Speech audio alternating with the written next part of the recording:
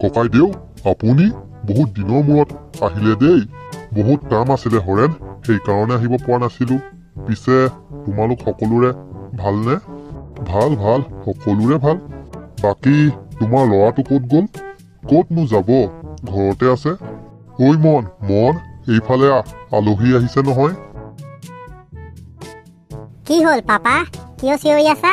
এইজন খুৰা তোৰ মনত আছেনে তোক সৰুতে বৰ মৰম কৰিছিলে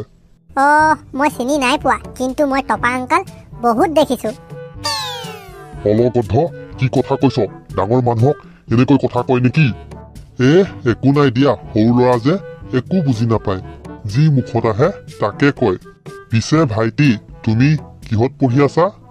মই ক্লাছ 8ত পঢ়ি আছো ঐ তই খুৰাৰ ভৰি ধৰি সেৱা কৰ কি সেৱা কৰিব লাগিব নেকি ঠিক আছে কৰিছো কি চাই আছ ভৰি ধৰ নালাগে নালাগে ভাইটি নালাগে দিয়া ঐ ভৰি ধৰ নালাগে ঐ ভৰি ধৰ নালাগে নধৰিবা হে ঈশ্বৰ মাৰি নিয়া মোক আৰু মই এতিয়া কি কৰো এটাই কৈছে ভৰিত ধৰ নহলে মাৰ দিম এটাই কৈছে ভৰিত নধৰিবি নহলে মাৰ দিম কি কৰো মই হ'ব দিয়া ভৰি ধৰিব নালাগে